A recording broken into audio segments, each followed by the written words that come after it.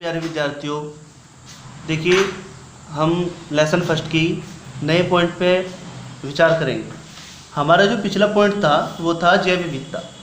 ये हमारा page number 9 है। पेज नंबर 9 पर नोट्स के अकॉर्डिंग हमने जो करा रखा है वो है डोमेन। हमारा जो पॉइंट है वो है डोमेन, यानी जीवन के 3 डोमेन। डोमेन का मतलब होता है साम्राज्य, साम्राज्य या संसार।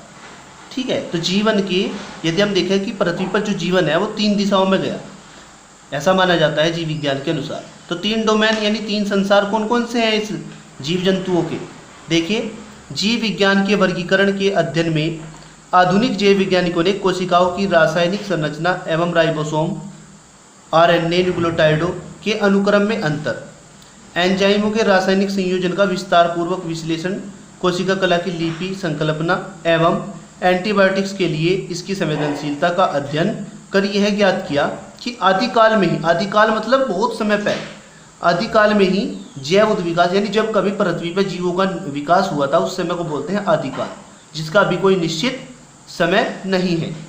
ठीक है, तो आदिकाल में ही ऐसा माना गया कि पृथ्वी पर जो जीवन आया था वो 3 अलग अलग दिशाओं में अग्रसर हो गया, यानी 3 दिशाओं से ही संसार के सभी जीव बने। अब देखिए ये कौन कौन से हैं। तो नंबर 1 है, देखिए जो नंबर 1 पॉइंट है वो है जीवाणु साम्राज्य या डोमेन बैक्टीरिया। ठीक है, तो जीवाणु साम्राज्य है एक, तो इसमें तो सभी तरह के जीवाणु। दूसरा है आर्किया या आर्की बैक्टीरिया साम्राज्य या डोमेन आर्किया। नंबर 3 है यूकैरिया या यूकैरियोट साम्राज्य या डोमेन यूकैरिया। इसमें सभी यूकैरियोटिक जीव आते हैं। यूकैरियोटिक जीव आपको पता 2 तरह के होते हैं, जंतु और पादप, क्योंकि जंतु और पादप यूकैरियोटिक कोशिकाओं से मिलकर बने जीव होते हैं। ठीक है भाई, तो अब देखते हैं, हम इस डोमेन के बारे में पढ़ेंगे। इसके प्रकार हमें पता चले गए 3 प्रकार के होते हैं, जीवाणु साम्राज्य, आर्की साम्राज्य या यूकैरिया साम्राज्य। तो ये 3 तरह के साम्राज्य भाई आप लोग सभी को समझना है, पूरी मेहनत के साथ में समझेंगे। ये डोमेन्स बहुत इंपॉर्टेंट चीज़ें हैं, एग्जाम में आते हैं। ठीक है, अब देखिए आर्किया या आर्किया साम्राज्य क्या है।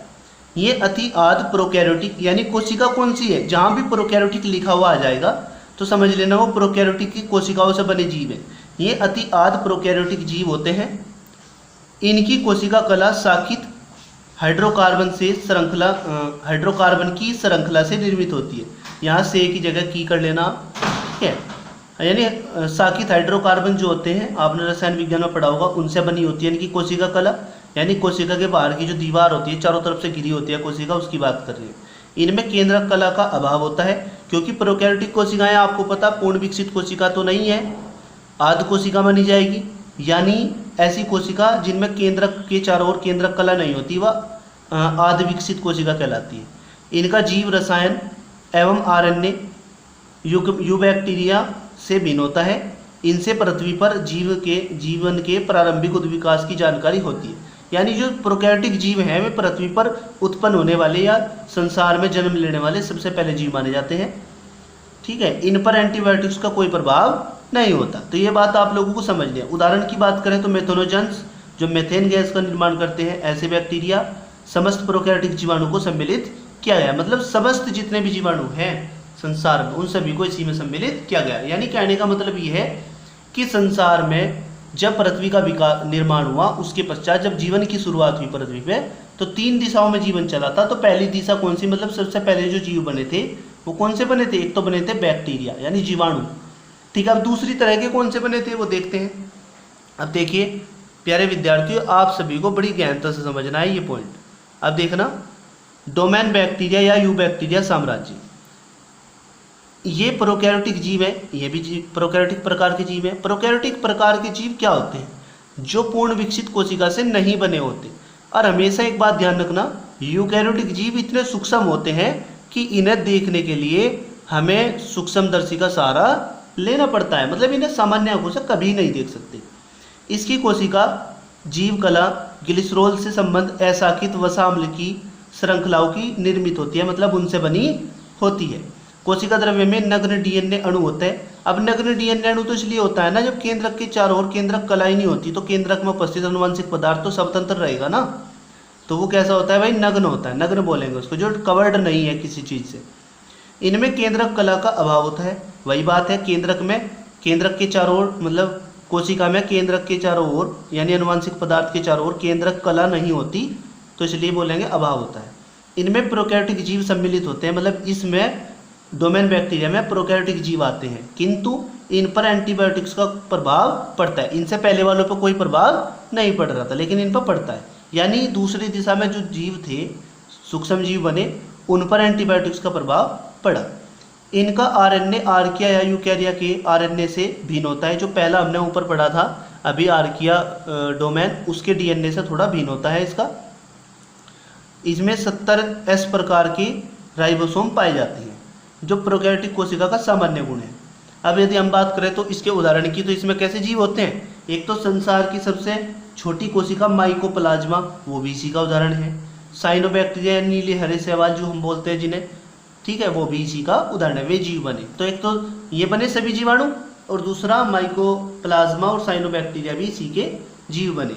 अब यदि हम बात करते तीसरे प्रकार की, तीसरा कौन सा जगत था? डोमेन यूकैरिया यूकैरियोटा, ये यूकैरियोटिक कोशिकाओं का था। ये सुकेंद्रकीय है। सुकेंद्रकीय का मतलब होता है जिसमें सुविकसित केंद्रक होता है। सुकेंद्रकीय का मतलब क्या हुआ? जिनमें सुविकसित केंद्रक होता है, इनमें केंद्रक कला होती है। तो विकसित केंद्रक तो बोलेंगे ही जब अनुवांशिक पदार्थ ढका हुआ है, चारों ओर से कवर है कोशिका कला की, केंद्रक कला के द्वारा, तो विकसित तो होगी ये यूकैरियोटिक प्रकार का होता है। कोशिका झिल्ली एवं बैक्टीरिया कोशिका कला में समानता पाई जाती है। यदि हम बात करें बैक्टीरिया की कोशिका कला और इसकी कोशिका भित्ति, दोनों एक जैसी हैं। उदाहरण प्रोटिस्टा। प्रोटिस्टा जगत में कौन कौन से जीव आते हैं? अमीबा, पैरामीशियम, यूग्लिना, तो ये जीव यूकैरियोटिक कोशिका के बने हुए सूक्ष्म जीव हैं। पादप जगत, जंतु जगत एवं कवक जगत, तो ये सभी जीव डोमेन यूकैरिया में ही आते हैं। देखिए विद्यार्थियों, हमारा अब जो अगला पॉइंट है वो है पेज नंबर 11 पर। पेज नंबर 11 पर क्या है? वर्गीकरण विज्ञान। ठीक है, तो कार्य को आगे प्रगति प्रदान करते हुए हम वर्गीकरण विज्ञान के बारे में पढ़ेंगे। वर्गीकरण विज्ञान क्या है? ऐसा विज्ञान जिसमें जीवों को वर्गीकृत किया गया, ऐसा विज्ञान क्या कहलाएगा? वर्गीकरण विज्ञान कहलाएगा। यानी जीवों को उनके भिन्न लक्षणों के आधार पर, भिन्न विशेषताओं के आधार पर भिन्न भिन्न वर्गों में रखा गया, इसे ही बोलते हैं वर्गीकरण विज्ञान। तो देखिए क्या है इसमें, सभी जीवित जंतु जातियों का अध्ययन अलग अलग करना संभव नहीं है। आपको पता है यदि सभी जीवधारियों का हम अध्ययन करते हैं, प्रत्येक जीव का अध्ययन करेंगे, तो इस संसार में इतने सारे जीव हैं कि सभी के बारे में तो अध्ययन नहीं हो पाएगा ना। अध्ययन की सुविधा के लिए इन्हें छोटे बड़े समूहों में कुछ लक्षणों की उपस्थिति तथा समानताओं या असमानताओं, आकार एवं वितरण के आधार पर रखा गया। भाई कुछ जीव ऐसे हैं जो बच्चों को जन्म देते थे, वे सभी जीव एक वर्ग में रख दिए। जो उड़ने वाले थे उन्हें सभी एक वर्ग में रख दिए, क्योंकि लक्षण तो उड़ने का है ना। कुछ तैरने वाले जीव थे, वे अलग वर्ग में रख दिए। कुछ स्थल पर चलने वाले थे, वे अलग वर्ग में रख दिए। कुछ चार पैरों पर चलने वाले थे, उन्हें अलग वर्ग में रख दिया। कुछ अंडे देते थे, उन्हें अलग वर्ग में रख दिया। समझना? तो इस तरह की विशेषताओं के आधार पर उन्हें अलग अलग वर्गों में रख दिया। दो चार समानताएं चेक करी और फिर उनको वर्गों में रख दिया। अब देखते हैं क्या होता है आगे। देखिए, वर्गीकरण कहते हैं यह, इसे वर्गीकरण विज्ञान के नाम से भी प्राणी विज्ञान की एक शाखा माना जाता है। अब देखिए टैक्सोनॉमी। टैक्सोनॉमी क्या होता है? टैक्सोनॉमी दो शब्दों से मिलकर बना है, टैक्सिस प्लस नोमोस। टैक्सिस का अर्थ होता है क्या? व्यवस्था। टैक्सिस का अर्थ क्या होता है? व्यवस्था। एक ऐसी व्यवस्था, नोमोस का अर्थ जिसमें सिद्धांत या नाम के सिद्धांत दिए गए। नाम की व्यवस्था, नाम देने की व्यवस्था का सिद्धांत। वर्गीकरण विज्ञान का कार्य जंतु और पौधों की पहचान करना, उसका नामकरण करना या जंतु वैज्ञानिक नाम देना तथा पौधों को वनस्पतिक नाम देना, ये इसका मुख्य कार्य है। यानी वर्गीकरण विज्ञान का कार्य क्या है? जीवों को उनके लक्षणों की पहचान करना और फिर लक्षणों के आधार पर उन्हें अलग वर्ग में रखना और उस वर्ग को एक विशेष नाम दे देना, ये वर्गीकरण विज्ञान का कार्य है। तो सभी विद्यार्थी इस बात को समझ रहे होंगे। वर्गीकरण विज्ञान के यदि हम जन्मदाता की बात करें तो फादर ऑफ क्लासिफिकेशन साइंस की बात करें तो वो कैरोलस लिनियस को माना जाता है। कैरोलस लिनियस पूरे संसार में वर्गीकरण विज्ञान के जनक के नाम से जाने जाते हैं। स्वीडन के वैज्ञानिक थे कैरोलस लिनियस। इन्होंने ही जीवों के नामकरण की अंतर्राष्ट्रीय पद्धति का निर्माण किया था। और दूसरी बात, द्विपद नाम पद्धति भी इन्होंने बनाई थी। द्विपद नाम पद्धति क्या थी? जिसमें प्रत्येक जीवधारी को दो नाम दिए जाते थे। एक उसकी वंश का और दूसरा उसकी जाति का। सभी विद्यार्थी मुझे उम्मीद है इस नाम से परिचित है, दिव्नाम पद्धति। ठीक है, कैर्लोस लीनियस ने एक पुस्तक लिखी थी, आपको पता है, सिस्टेमा नेचुरी। सिस्टेमा नेचुरी भी एक पुस्तक लिखी थी और एक और पुस्तक उन्होंने लिखी थी फिलोसफी जूलॉजी की। ये 2 पुस्तकें ध्यान रखनी है सभी विद्यार्थियों की, ये आपकी याद आएंगी और आगे काम आने वाली चीज़ें हैं। ठीक है, तो आगे देखते हैं वर्गीकरण की आवश्यकता क्यों पड़ी। हमारा जो पॉइंट है वो है अब वर्गीकरण की क्यों पड़ी आवश्यकता, क्यों करना पड़ा वर्गीकरण। आपको पता है अध्ययन की सुविधा के लिए, ताकि सभी जीवधारियों का क्योंकि एक मानव का यदि हम बात करें तो पूरे अपने जीवन काल में सभी जीवधारियों के बारे में अध्ययन करना संभव नहीं है। इतनी संख्या जीवों की है और पौधों की है, एक जीव के बारे में ही सारी उम्र पता नहीं चल पाने का, तो इतने करोड़ों की संख्या में जो जीव हैं इनकी संख्या का पता कैसे चलेगा, या इनकी प्रजातियों की। ठीक है, तो इसकी आवश्यकता क्यों पड़ी अब हम बताते हैं। देखिए, सभी जीवित जंतु जातियों को अध्ययन अलग अलग संभव नहीं है, यानी इनका अध्ययन अलग अलग संभव नहीं है। अध्ययन की सुविधा या सुगमता के लिए, सुगमता मतलब आसानी के लिए, उसकी समानताओं एवं विविधताओं तथा कुछ लक्षणों की उपस्थिति व अनुपस्थिति, आकार एवं वितरण के आधार पर अलग अलग छोटे बड़े समूहों में संकलित मतलब इकट्ठे करने व एक निश्चित नाम प्रदान करने की प्रक्रिया को वर्गीकरण कहते हैं। सभी जीवों का अध्ययन करना एक मनुष्य के लिए अपने पूरे जीवन काल में संभव नहीं है। तो वही बात है ही जो मैंने बताई थी अभी। अब आगे चलते हैं। अब देखिए, प्रत्येक समान लक्षण वाले जीवों को एक नया वर्ग पीछे समझाया था मैंने, जो उड़ने वाले पक्षी हैं, तैरने वाले पक्षी हैं, पैरों पर चलने वाले हैं, 2 पैरों पर, 4 पैरों पर, पंखों वाले, चोंच वाले, समझ गए, रेंगने वाले जीव। तो वे सभी क्या है, समान लक्षण वाले जीवों को एक नया वर्ग दिया जाता है। उस वर्ग के सभी जीवों को लक्षण समान होते हैं। जैसे बच्चे देने वाले जीव हैं, सभी जीवधारी जितने बच्चे देने वाले हैं उन्हें एक नाम दे दिया गया स्तनधारी, और एक वर्ग में रख दिया स्तनधारी वर्ग में। तो यदि अब हम कोई भी नाम लेता है कि स्तनधारी जीव है, तो हम समझ जाते हैं कि वो बच्चे देने वाले जीव हैं, उनके शरीर पर बाल पाए जाते हैं, बाह्य कर्ण उपस्थित होते हैं। तो ये सभी लक्षण हैं, ये लक्षणों को ध्यान में रख के वर्ग दिया गया। अब देखिए, अतः अध्ययन की सुविधा के लिए उस वर्ग के एक जीव का ही अध्ययन कर सकते हैं, उस वर्ग के सभी जीवों के लक्षणों का पता चल जाता है। तो उदाहरण के लिए अकेले खरगोश का अध्ययन करने से सभी स्तनधारियों का अध्ययन किया जा सकता है। तो ये बात आप लोगों की समझ में आई होगी विद्यार्थियों। सभी विद्यार्थियों का बायोलॉजी की क्लास में बहुत बहुत धन्यवाद है। आप सभी समय निकाल करके और अपने भविष्य को कामयाब करने के लिए बायोलॉजी की क्लास को ज्वाइन कर रहे हैं। आप सभी ऐसे ही जीव विज्ञान की जो क्लास है उसे ज्वाइन करते रहें और बिल्कुल भी लापरवाही ना करें, क्योंकि समय के अनुसार सारी चीज़ें सही होती हैं। फिलहाल समय है आप लोगों के पढ़ने का, आप सभी को अपना समय सही दिशा में यूज करना है।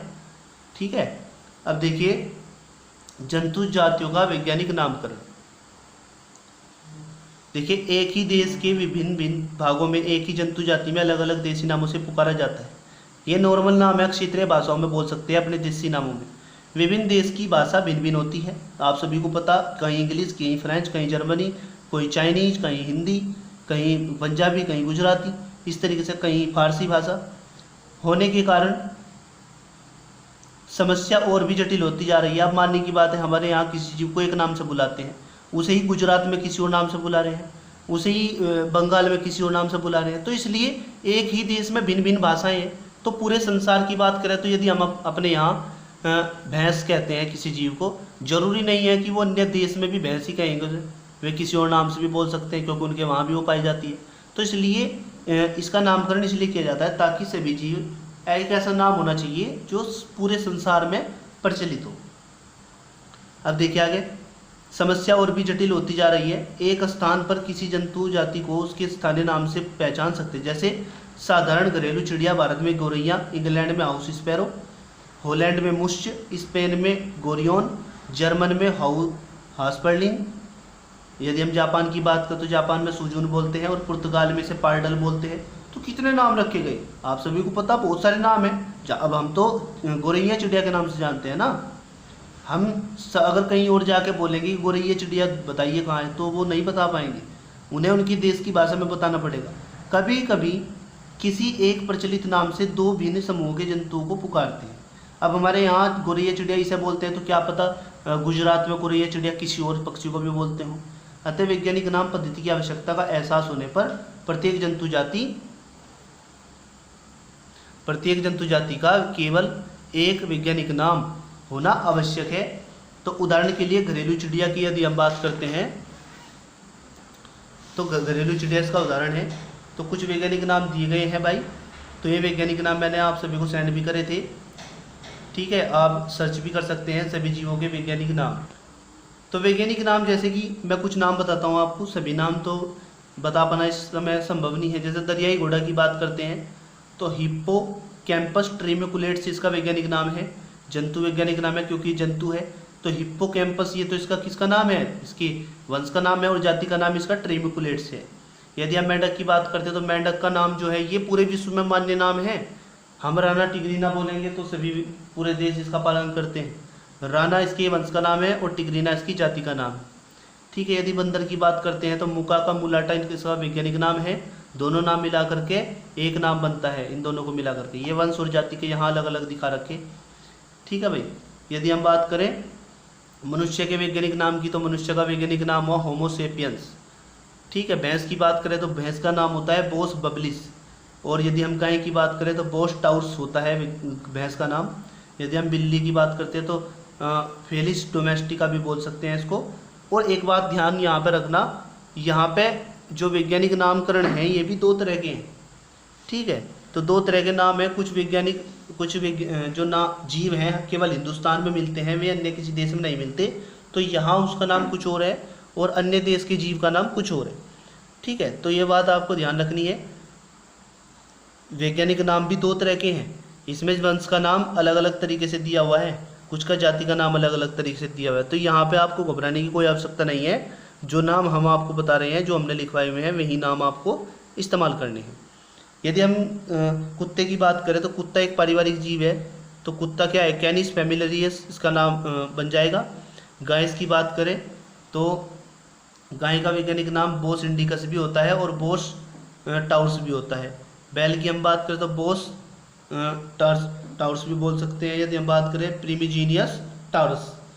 अब हम यदि बात करें कि शेर की तो शेर का जो नाम होता है फेलिस लियो भी होता है और पैंथेरा लियो भी होता है, क्योंकि ये पैंथर प्रजाति का है, ठीक है। यदि हम बात करें बाघ की यानी चीते की तो फेलिस टाइगरिस इसका वैज्ञानिक नाम है, ठीक है भाई, चीते का। और जो पार्डस है वो बाघ का है। यहाँ उल्टा लिखा हुआ है, बहुत से नाम इसमें मिस्टेक हुए हैं, वो स्टूडेंट ने मिस्टेक किए हुए, नहीं तो आपको इसको सर्च कर लेना है आपको। तो प्यारे विद्यार्थियों, आप इन सभी के बारे में परिचित होंगे। हमने आपको वैज्ञानिक नामकरण की पद्धति भी बताई है, वर्गीकरण विज्ञान बता दिया है। तो पूरी मेहनत के साथ में इसकी तैयारी करेंगे, लापरवाही बिल्कुल ना हो। तब तक अब मुझे आज्ञा देंगे। जय हिंद, जय भारत।